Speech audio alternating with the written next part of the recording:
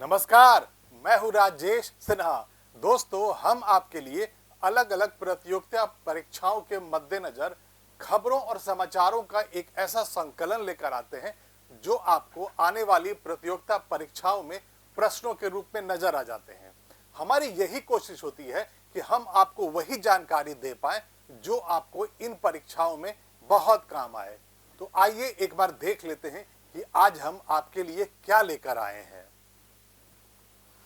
राज्यसभा से पास हुआ महिला आरक्षण विधेयक, उत्तर प्रदेश अंतर्राष्ट्रीय व्यापार प्रदर्शनी का हुआ उद्घाटन, पीएम किसान योजना के लिए एआई चैटबॉट हुआ लॉन्च, कर्ज हुआ दोगुना, बचत रह गई आधी एसबीआई, घरेलू उड़ानों में यात्रियों की संख्या में 38% की वृद्धि, केंद्र सरकार ने की राष्ट्रीय विज्ञान पुरस्कारों की स्थापना और विश्व कुश्ती में अंतिम पंघाल ने जीता कांस्य पदक।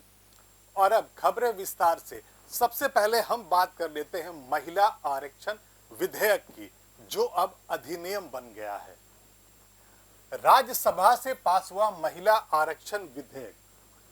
संसद के विशेष सत्र के चौथे दिन राज्यसभा में महिला आरक्षण बिल, जिसे नारी शक्ति वंदन विधेयक 2023 का नाम दिया गया और वो 128वां संविधान संशोधन हुआ था, सर्वसम्मति से पास हो गया। हाउस में मौजूद 214 सांसदों ने इस बिल का समर्थन किया और इसके खिलाफ किसी ने वोट नहीं दिया, यानी सर्वसम्मति से ये राज्यसभा से पास कर दिया गया। अब यह बिल राष्ट्रपति के पास भेजा जाएगा और उनकी मंजूरी मिलते ही यह कानून की शक्ल ले लेगा। यह बिल लोकसभा में 20 सितंबर 2023 को 454/2 वोट से पास हुआ था, यानी कि इसके फेवर में 454 वोट पड़े थे और इसके विपक्ष में 2 वोट पड़े थे। और इस प्रक्रिया के पूरी होने के बाद महिलाओं को लोकसभा और विधानसभाओं में 33% आरक्षण मिल जाएगा। कानून मंत्री अर्जुन मेघवाल ने राज्यसभा में बिल पेश किया और उसके बाद कांग्रेस सांसद रंजीत रंजन ने चर्चा की शुरुआत की। रंजीत रंजन ने बिल के नाम पर आपत्ति जताते हुए कहा था कि महिलाओं को वंदन नहीं, उन्हें समानता चाहिए। प्रधानमंत्री नरेंद्र मोदी ने विधेयक को देश की नारी शक्ति को नई ऊर्जा देने वाला करार देते हुए कहा कि इससे महिलाएं राष्ट्र निर्माण में योगदान देने के लिए नेतृत्व के साथ आगे आएंगी। उन्होंने यह भी कहा कि चर्चा में भाग लेते हुए 2 दिन में संसद में इस महत्वपूर्ण विधेयक पर चर्चा हो रही है और करीब 132 सदस्यों ने दोनों सदनों में बहुत ही सार्थक चर्चा की। उन्होंने कहा, भविष्य में भी इस चर्चा का एक एक शब्द हमारी आने वाली यात्रा में हम सबके काम आने वाला है, इसलिए हर बात का अपना महत्व है और मूल्य है। परिसीमन होने के बाद ही यह बिल, जो अब अधिनियम बन गया है और राष्ट्रपति के सिग्नेचर के बाद कानून का शक्ल भी ले लेगा, लागू हो पाएगा। नए विधेयक में सबसे बड़ा पेंच यह है कि यह डिलिमिटेशन यानी परिसीमन के बाद ही होगा। परिसीमन इस विधेयक के पास होने के बाद होने वाली जनगणना के आधार पर होगा और 2024 में होने वाले आम चुनाव से पहले जनगणना और परिसीमन करीब करीब असंभव है। इसका मतलब यह निकलता है कि अभी ये जो कानून बन भी जाता है महिला आरक्षण का, तो उसका लाभ देश के महिलाओं को नहीं मिलेगा, क्योंकि सबसे पहले जनगणना कराई जाएगी, ये देखा जाएगा कि हाँ कितनी आबादी महिलाओं की है। उसके बाद लोकसभा कॉन्स्टिट्यूएंसीज का डिलिमिटेशन करवाया जाएगा, यानी परिसीमन करवाया जाएगा, जिसकी वजह से नंबर ऑफ लोकसभा जो सीटें हैं वो बढ़ेंगी और उस सब के बाद ही फिर ये आरक्षण का लाभ देश की महिलाओं को मिलने वाला है। इस फॉर्मूले के मुताबिक विधानसभा और लोकसभा चुनाव समय पर हुए तो इस बार महिला आरक्षण लागू नहीं होगा। यह 2019 के लोकसभा चुनाव या इससे पहले के कुछ विधानसभा चुनावों में लागू हो सकता है। देश के 95 करोड़ पंजीकृत मतदाताओं में से आधी महिलाएं हैं, लेकिन संसद में सिर्फ 15% और राज्य विधानसभाओं में उनकी हिस्सेदारी सिर्फ 10% है। राज्यसभा में नहीं मिलेगा आरक्षण। महिलाओं के लिए 33% आरक्षण संसद के उच्च सदन यानी कि राज्यसभा और राज्यों में विधान परिषद में लागू नहीं होगा। और अब बात करते हैं यूपी के ग्रेटर नोएडा में चल रहे अंतर्राष्ट्रीय व्यापार प्रदर्शनी की। राष्ट्रपति मुर्मू ने उत्तर प्रदेश अंतर्राष्ट्रीय व्यापार प्रदर्शनी का उद्घाटन किया है। द्रौपदी मुर्मू ने 21 सितंबर 2023 को ग्रेटर नोएडा में पहली उत्तर प्रदेश अंतर्राष्ट्रीय व्यापार प्रदर्शनी का उद्घाटन किया। इस अवसर पर राष्ट्रपति ने कहा कि उत्तर प्रदेश अंतर्राष्ट्रीय व्यापार प्रदर्शनी उत्तर प्रदेश के उत्पादों को देश विदेश के बाजारों तक पहुंचाने के लिए एक अच्छा कदम है। उन्हें यह जानकर खुशी हुई है कि 2000 से अधिक निर्माता अपने उत्पाद यहां प्रदर्शित कर रहे हैं और 66 देशों के 400 से अधिक खरीदार इस प्रदर्शनी में मौजूद हैं। राष्ट्रपति ने यह भी कहा कि इस व्यापार प्रदर्शनी में एक जिला एक उत्पाद के विभिन्न उत्पादों का प्रदर्शन सराहनीय है। राष्ट्रपति ने यह भी कहा कि उन्हें जानकर खुशी हुई है कि हस्तशिल्प आधारित उत्पादों के साथ राज्य के युवा उद्यमी विशेषकर महिला उद्यमी भी अपने उत्पादों का यहां प्रदर्शन कर रही हैं। राष्ट्रपति ने कहा कि 96 लाख से अधिक एमएसएमई के साथ उत्तर प्रदेश सभी राज्यों में पहले स्थान पर है। उन्होंने आगे कहा कि भूमि से घिरे राज्य होने के बावजूद यूपी से निर्यात लगातार बढ़ रहा है और उन्हें ये जानकर खुशी हुई है कि राज्य का निर्यात 2017-18 के लगभग जहां 88,000 करोड़ रुपए था, अब वो बढ़कर 2022-23 में लगभग 1,75,000 करोड़ रुपए हो गया है। आगे बढ़ते हैं और अब बात करते हैं पीएम किसान योजना के बारे में। पीएम किसान योजना के लिए एआई चैटबॉट हुआ लॉन्च। केंद्रीय कृषि एवं विकास कल्याण मंत्री कैलाश चौधरी ने 21 सितंबर 2023 को प्रधानमंत्री किसान सम्मान निधि पीएम किसान योजना के लिए एआई चैटबॉट पीएम किसान मित्र को लॉन्च किया। एआई चैटबॉट का लॉन्च पीएम किसान योजना की दक्षता और पहुंच बढ़ाने, किसानों को उनके प्रश्नों का तुरंत, स्पष्ट और सटीक उत्तर देने की दिशा में एक महत्वपूर्ण कदम है। कृषि मंत्रालय ने विभिन्न भाषाओं में एआई चैटबॉट के माध्यम से किसानों की समस्याओं का समाधान एक ही स्थान पर मोबाइल के माध्यम से करने की पहल कर उनकी शिकायतों का निपटारा करने का एक महत्वपूर्ण कदम उठाया है। यह केंद्र सरकार की महत्वपूर्ण फ्लैगशिप योजना के साथ एकीकृत पहला एआई चैटबॉट है और इस चैटबॉट माध्यम से देश भर के किसानों को सहायता और समर्थन दी जाएगी। इस चैटबॉट को ईके स्टेप फाउंडेशन और भाषिनी के सहयोग से विकसित और बेहतर बनाया जा रहा है। पीएम किसान मोबाइल ऐप के माध्यम से सुलभ एआई चैटबॉट को भाषिनी के साथ एकीकृत किया गया है, जो पीएम किसान लाभार्थियों की भाषाई और क्षेत्रीय विविधता को पूरा करते हुए कई भाषाओं में सहायता देगा।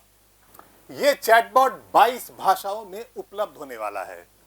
उन्नत प्रौद्योगिकी के इस एकीकरण से न केवल ट्रांसपेरेंसी बढ़ेगी बल्कि किसानों को निर्णय लेने में भी सशक्त बनाया जा सकेगा। वर्तमान में ये चैटबॉट अंग्रेजी, हिंदी, बंगाली, उड़िया और तमिल में उपलब्ध है और कुछ ही समय में यह देश की सभी 22 भाषाओं में उपलब्ध हो जाने वाला है। प्रधानमंत्री किसान सम्मान निधि है क्या? प्रधानमंत्री किसान सम्मान निधि भारत में भूमिधारक किसानों की वित्तीय आवश्यकताओं की सहायता करने के लिए फरवरी 2019 में शुरू की गई एक केंद्रीय योजना है। यह योजना प्रत्यक्ष लाभ हस्तांतरण यानी कि डायरेक्ट बेनिफिट ट्रांसफर मोड के माध्यम से पात्र किसान परिवारों को 3 समान किस्तों में 6,000 रुपये का वार्षिक वित्तीय लाभ प्रदान करता है। यानी कि हर किसान परिवार को इस योजना में अलग अलग 3 किस्तों में 6,000 रुपये ट्रांसफर किए जाते हैं। इसकी स्थापना से अब तक 11 करोड़ से अधिक किसानों को 2 करोड़ 66 लाख रुपए वितरित किए जा चुके हैं और यह दुनिया की सबसे बड़ी डायरेक्ट बेनिफिट ट्रांसफर स्कीम्स में से एक है। चैटबॉट क्या है? चैटबॉट एक कंप्यूटर प्रोग्राम है जो अंतिम उपयोगकर्ता यानी एंड यूजर के साथ मानव वार्तालाप का अनुकरण करता है। यानी कि जब हम आपस में जब बातचीत करते हैं तो जिस तरीके से हम बातचीत करते हैं वैसे ही ये जो सॉफ्टवेयर है वो हमारी बातचीत को ही अनुकरण कर लेता है या वैसे ही बोलता है और उससे ऐसा लगता है जैसे कि आप किसी इंसान के साथ इंटरैक्ट कर रहे हैं। यह आवाज सक्षम सेवा है और जैसे ही उपयोगकर्ता द्वारा प्रश्न पूछा जाता है, चैटबॉट उपयुक्त उत्तर खोजने के लिए प्रश्न को शब्दों में तोड़ देता है और संबंधित उत्तर देने के लिए उपयोगकर्ता के प्रश्न का आकलन करता है एवं बॉट पर लिखकर और बोलकर उसका उत्तर देता है। यानी कि जब एंड यूजर है वो चैटबॉट से कोई सवाल लिखता है या पूछता है बोलकर, तो चैटबॉट सबसे पहले उनके शब्दों को तोड़ता है, उसके मतलब को निकालता है और फिर आपके जरूरत के अनुसार उसमें आपको उत्तर दे देता है। आगे बढ़ते हैं और अब बात कर लेते हैं एसबीआई के उस रिपोर्ट की जो ये बता रहा है कि आपके घर में आपके बैंक अकाउंट में सेविंग्स कम हो रहा है और आपके कर्जे का जो बोझ है वो ज्यादा बड़ा हो रहा है। कर्ज हुआ दोगुना, बचत रह गई आधी। स्टेट बैंक ऑफ इंडिया के एक रिसर्च रिपोर्ट से यह जानकारी मिली है कि पिछले वित्त वर्ष यानी 2022-23 में परिवारों की वित्तीय बचत करीब 55% गिरकर जीडीपी के 5.1% पर आ गई, जबकि इन परिवारों पर कर्ज का जो बोझ था वो 2 गुना होकर 15.6 लाख करोड़ रुपए तक पहुंच गया है। एसबीआई रिसर्च की इस रिपोर्ट के मुताबिक घरेलू बचत से निकासी का एक बहुत बड़ा हिस्सा भौतिक सुख सुविधा या संपत्तियों में चला गया और 2022-23 में इन पर कर्ज भी 8.2 लाख करोड़ रुपए हो गया है। इनमें से 7.1 लाख करोड़ रुपए आवास ऋण यानी होम लोन और अन्य खुदरा कर्ज के रूप में बैंकों से लिया गया है। यानी कि आपने हाउसिंग लोन ज्यादा लिया है और बैंकों से अलग अलग तरह का लोन ज्यादा ले लिया है। वित्त वर्ष 2023 में घरेलू बचत जीडीपी के 5% पर आ गई है, जो वित्त वर्ष 2021 में 11% से अधिक थी। ये 50 साल के निचले स्तर पर पहुंच गई है, क्योंकि कोरोना संकट से ठीक पहले की अवधि में वित्त वर्ष 2020 में ये 7.6% के लेवल पर थी। सामान्य सरकारी वित्त एवं गैर वित्तीय कंपनियों के लिए कोष यानी फंड जुटाने का सबसे महत्वपूर्ण जरिया जो होता है वो घरेलू बचत ही होती है और ऐसे में परिवारों की बचत का गिरना चिंता का विषय हो सकता है। स्टेट बैंक ऑफ इंडिया के सौम्यकांति घोष ने कहा है कि पिछले 2 सालों में लोगों में फिजिकल एसेट बनाने की इच्छा बढ़ी है। इसकी वजह कम ब्याज दरें हो सकती है, जिससे लोग अपनी बचत को अब रियल एस्टेट में लगा रहे हैं। यानी कि भारत के घरों में लोग अब बचत कम कर रहे हैं, वो रियल एस्टेट में पैसा लगा रहे हैं, होम लोन ले रहे हैं। वित्त मंत्रालय ने इसे खारिज कर दिया है। वित्त मंत्रालय ने घरेलू बचत में गिरावट को लेकर हो रही आलोचनाओं को सिरे से खारिज कर दिया। उसने कहा है कि लोग जब दूसरे वित्तीय उत्पादों में निवेश कर रहे हैं और इससे घरेलू बचत कम हुई है, ऐसे में इस गिरावट से कोई संकट पैदा होने वाला नहीं है। और अब बात कर लेते हैं घरेलू उड़ानों की, यानी कि आप हवाई जहाज में जो सफर करते हैं भारत के अंदर में ही। घरेलू उड़ानों में यात्रियों की संख्या में 38% का इजाफा हो गया है। घरेलू विमान उद्योग ने वर्ष 2023 के पहले 8 महीनों के दौरान यात्री यातायात में उल्लेखनीय वृद्धि दर्ज की है। नवीनतम डाटा के विश्लेषण से यह पता चलता है कि जनवरी से अगस्त 2023 के दौरान घरेलू एयरलाइनों द्वारा ले जाए गए यात्रियों की संख्या बढ़कर 1190 लाख के स्तर पर पहुंच गई है, जो पिछले साल की इसी अवधि की तुलना में एक प्रभावशाली वृद्धि को दर्शाती है। यानी कि पिछले वर्ष से ये बहुत ज्यादा है। इस प्रकार यात्रियों की संख्या पिछले साल की इसी अवधि की तुलना में 38% अधिक रही है। केवल अगस्त के महीने में ही 2023 में 23% की महत्वपूर्ण वृद्धि देखी गई, जिसमें यात्रियों की संख्या बढ़कर 148 लाख तक पहुंच गई। यात्रियों की संख्या में वृद्धि होने का यह रुझान उद्योग के लचीलेपन, यानी कि फेयर में जो आप कमी देखते हैं, कभी कम होता है कभी ज्यादा दिखता है, और वैश्विक महामारी द्वारा पेश की गई चुनौतियों से उबरने को दर्शाता है। मतलब ये हुआ कि कोरोना के टाइम में लोग घर से बाहर नहीं निकलते थे, वो कहीं भी किसी भी दूसरे शहर में नहीं जाते थे, तो जाहिर है उस समय यात्रा कम होती थी। लेकिन अब जब कोरोना खत्म हो गया है तो लोग घूमने जाते हैं, परिवार वालों से मिलने जाते हैं, और उसमें घरेलू उड़ानों की संख्या बढ़ जाती है। यात्री यातायात में प्रभावशाली वृद्धि के बावजूद यह ध्यान देने वाली बात है कि अगस्त 2023 में अनुसूचित घरेलू एयरलाइनों के लिए कुल कैंसिलेशन दर केवल 0.65 रहा, यानी कि कैंसिलेशन दर जो रहा बहुत कम रहा। जिन लोगों ने पहले टिकट बुक किया वो उन्होंने यात्रा की ही, ज्यादातर मामलों में ऐसा नहीं हुआ, बहुत कम ऐसे मामले आए जहां पर टिकट्स कैंसिल किए गए। अगस्त 2023 के दौरान अनुसूचित घरेलू एयरलाइनों को कुल 288 यात्रियों से संबंधित शिकायतें प्राप्त हुई, और इस प्रकार की प्रति 10,000 यात्रियों पर शिकायत दर केवल 0.23% ही रही। यानी कि घरेलू जब उड़ान में लोग पैसेंजर जब सफर करते रहे तो बहुत कम ऐसे मामले आए जो यात्रियों को एयरलाइन से शिकायत हुई, बहुत कम ऐसे मामले आए, लोग खुश रहे और खुशहाल यात्रा करते रहे। कम शिकायतों और कैंसिलेशन दर का कम होना ग्राहकों की संतुष्टि को प्राथमिकता देने और उन्हें विश्वसनीय और कुशल सेवाएं प्रदान करने के बारे में उद्योग के प्रयासों का प्रमाण है। इस क्षेत्र में विकास की सराहना करते हुए केंद्रीय नागर विमानन और इस्पात मंत्री ज्योतिरादित्य सिंधिया ने यह कहा कि यह लगातार वृद्धि एक सुरक्षित, कुशल, ग्राहक केंद्रित विमानन इकोसिस्टम को बढ़ावा देने के लिए एयरलाइंस, हवाई अड्डों और नागर विमानन मंत्रालय द्वारा किए गए सामूहिक प्रयासों का प्रमाण है। विमानन उद्योग उभरती यात्रा मांगों और नियमों को अपनाते हुए यात्री सुरक्षा सुविधाएं सुनिश्चित कराने के लिए प्रतिबद्ध रहा है, और जैसे जैसे हवाई यात्रा में सुधार हो रहा है, घरेलू एयरलाइंस पूरे भारत में आर्थिक विकास और कनेक्टिविटी को सुविधाजनक बनाने में महत्वपूर्ण भूमिका निभाने के लिए तैयार है। आगे बढ़ते हैं और अब बात करेंगे राष्ट्रीय विज्ञान पुरस्कारों की, जिनकी स्थापना की घोषणा अभी केंद्र सरकार ने की है। भारत सरकार ने विज्ञान, प्रौद्योगिकी और अनुसंधान के क्षेत्र में राष्ट्रीय पुरस्कारों की एक नई श्रेणी राष्ट्रीय विज्ञान पुरस्कार की स्थापना की है।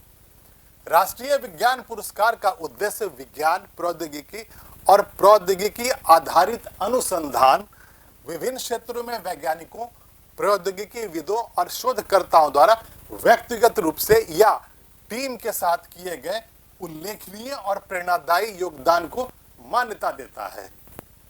राष्ट्रीय विज्ञान पुरस्कार भारत में विज्ञान, प्रौद्योगिकी और अनुसंधान के क्षेत्र में सर्वोच्च पुरस्कारों में से एक होगा, और सरकारी, निजी क्षेत्र के संगठन भी काम करने वाले वैज्ञानिक या शोधकर्ताओं या किसी भी संगठन से अलग काम करने वाला कोई भी व्यक्ति जिसने विज्ञान, टेक्नोलॉजी, उस पर आधारित अनुसंधान के किसी भी क्षेत्र में विशिष्ट योगदान दिया हो, वो इस पुरस्कार को प्राप्त करने के पात्र होंगे। यानी वो किसी भी फील्ड का हो सकता है, वो सरकारी ऑफिस में काम कर रहा हो, साइंटिस्ट काम कर रहा हो, भारत सरकार या राज्य सरकार की किसी भी नौकरी में हो, या कोई प्राइवेट पर्सन हो, यूनिवर्सिटी में पढ़ाता हो, अगर उसने विज्ञान के क्षेत्र में कोई ऐसा उल्लेखनीय कोई रिसर्च कर लिया है तो वो भी पात्र होगा इन पुरस्कारों को प्राप्त करने का। विदेश में रहकर भी भारतीय समुदायों या समाज को लाभ पहुंचाने में असाधारण योगदान देने वाले भारतीय मूल के लोग भी इस पुरस्कार के पात्र होंगे। यह पुरस्कार निम्नलिखित 4 श्रेणियों में दिए जाने हैं। विज्ञान रत्न। विज्ञान रत्न पुरस्कार विज्ञान और प्रौद्योगिकी के किसी भी क्षेत्र में की गई जीवन भर की उपलब्धियों और योगदान को मान्यता देगा। विज्ञान श्री। विज्ञान श्री पुरस्कार विज्ञान और प्रौद्योगिकी के किसी भी क्षेत्र में विशिष्ट योगदान को मान्यता देगा। विज्ञान युवा शांति स्वरूप भटनागर पुरस्कार। विज्ञान युवा शांति स्वरूप भटनागर पुरस्कार 45 वर्ष की आयु तक के युवा वैज्ञानिकों को मान्यता दे और प्रोत्साहित करेगा जिन्होंने विज्ञान और प्रौद्योगिकी के किसी भी क्षेत्र में असाधारण योगदान दिया है। विज्ञान टीम पुरस्कार। विज्ञान टीम पुरस्कार 3 या अधिक वैज्ञानिकों, शोधकर्ताओं की कोई ऐसी टीम हो जिसने विज्ञान और टेक्नोलॉजी के किसी भी क्षेत्र में एक टीम के रूप में काम किया है और कुछ असाधारण योगदान दिया हो। सरकारी या निजी संगठनों में किसी भी क्षेत्र में काम करने वाले वैज्ञानिक, प्रौद्योगिकीविद और अनुसंधानकर्ता जिन्होंने विज्ञान के किसी भी क्षेत्र में अग्रणी अनुसंधान, प्रौद्योगिकी आधारित नवाचार या खोज में योगदान दिया हो या महत्वपूर्ण सामाजिक प्रभाव वाले नवीन किसी भी प्रौद्योगिकी या उत्पादों का विकास किया हो, वो भी पुरस्कार पाने के पात्र होंगे। इसके अलावा बड़े स्तर पर भारतीय समुदायों या समाज को लाभ पहुंचाने के लिए असाधारण योगदान देने वाले भारतीय मूल के वैज्ञानिक, प्रौद्योगिकीविद और अनुसंधानकर्ता भी पात्र होंगे। ये पुरस्कार 13 क्षेत्रों में दिए जाने हैं। राष्ट्रीय विज्ञान पुरस्कार 13 क्षेत्रों यानी भौतिकी, रसायन, जैविक विज्ञान, गणित, कंप्यूटर विज्ञान, पृथ्वी विज्ञान, चिकित्सा, इंजीनियरिंग, एग्रीकल्चर, पर्यावरण विज्ञान, प्रौद्योगिकी और अनुसंधान, परमाणु ऊर्जा, अंतरिक्ष विज्ञान और टेक्नोलॉजी तथा अन्य में प्रदान किया जाना है। इन पुरस्कारों में चयन की प्रक्रिया आखिर होगी क्या? राष्ट्रीय विज्ञान पुरस्कारों के लिए प्राप्त सभी नामांकन राष्ट्रीय विज्ञान पुरस्कार समिति के समक्ष रखी जाएंगी, जिसकी अध्यक्षता भारत सरकार के प्रधान वैज्ञानिक सलाहकार करेंगे और इसमें विज्ञान विभागों के सचिव, विज्ञान एवं इंजीनियरिंग अकादमी के सदस्य और विज्ञान एवं प्रौद्योगिकी के विभिन्न क्षेत्रों के कुछ प्रतिष्ठित वैज्ञानिक और प्रौद्योगिकीविद शामिल होंगे। पुरस्कारों की इस श्रेणी के लिए नामांकन हर साल 14 जनवरी को आमंत्रित किए जाएंगे और 28 फरवरी तक ये नामांकन करने का वक्त खुला रहेगा। पुरस्कार समारोह। इन पुरस्कारों की घोषणा हर साल 11 मई को की जाएगी और सभी श्रेणियों के पुरस्कारों के लिए पुरस्कार समारोह 23 अगस्त को आयोजित किया जाएगा। इन सभी पुरस्कारों में एक सनद और एक मेडल मिलने वाला है। फिर आगे बढ़ते हैं और बात करते हैं खेलों की दुनिया के बारे में और बात करेंगे कुश्ती की, महिला कुश्ती की। विश्व कुश्ती में अंतिम पंघाल ने जीता कांस्य पदक। भारतीय महिला पहलवान अंतिम पंघाल ने 21 सितंबर 2023 को सर्बिया के बेलग्रेड में विश्व कुश्ती चैंपियनशिप 2023 में महिलाओं की 53 किलोग्राम की स्पर्धा में स्वीडन की 2 बार की यूरोपियन चैंपियन एमाजोना डेनिस मालग्रेन को हराकर कांस्य पदक जीत लिया।